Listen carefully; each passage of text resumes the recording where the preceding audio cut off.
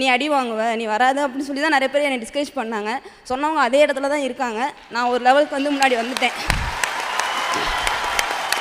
நான் first nationals விளையாண்டப்போ பார்த்தீங்கன்னா என்னோடய பேர் வந்து நியூஸ் பேப்பரில் வந்துச்சு. அதாவது தமிழக கால்பந்து அணி வின் பண்ணுறதுக்கு வந்து ரூபாதேவின்ற ஒரு வீராங்கனை வந்து உதவியாக இருந்தாங்க அப்படின்னு சொல்லிட்டு. அந்த டைமில் நான் வீட்டில் இல்லை. ஆனால் எங்கள் அப்பா அந்த பேப்பரை எடுத்து எங்கள் தெருவில் இருக்க எல்லாத்திட்டையுமே காமிச்சாங்க.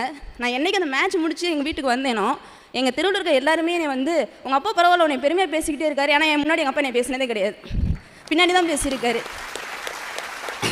அதே மாதிரி நான் ஃபீஃபா வந்ததுக்கப்புறமும் சரி எங்கள் அப்பா அந்த டைமில் இல்லை. எல்லாருமே சந்தோஷப்பட்டாங்க, ஃப்ரெண்ட்ஸ் எல்லாருமே சந்தோஷப்பட்டாங்க, ஒரு பெரிய நிலைமையில் வந்திருக்கும்னு சொல்லி சந்தோஷப்பட்டாங்க. ஆனால் எங்கள் அப்பா சந்தோஷப்படுறது என்னால் பார்க்க முடியல. இப்போ இந்த இது பார்த்தீங்கன்னா எங்கள் அப்பாவுக்கு தான். என்னை மேட்ச் பண்ண வேணாம், வந்து என்ன சண்டை நடக்கும், நீ அடி வாங்குவ, நீ வராது அப்படின்னு சொல்லி தான் நிறைய பேர் என்னை டிஸ்கரேஜ் பண்ணாங்க. சொன்னவங்க அதே இடத்துல தான் இருக்காங்க. நான் ஒரு லெவலுக்கு வந்து முன்னாடி வந்துட்டேன்.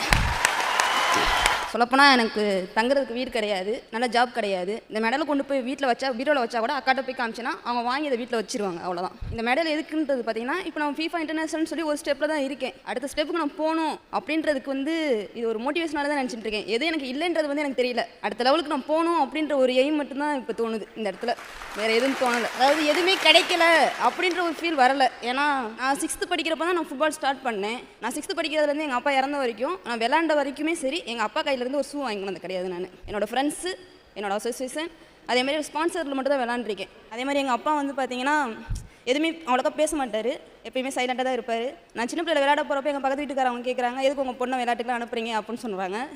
ஆனால் அவர் எதுவுமே பதில் சொல்லலை. எங்கள் அப்பா ஒரு நைட் வாட்ச்மேன் தான். அவர் என்ன பண்ணிட்டார், நைட்டு வேலைக்கு போயிட்டார்.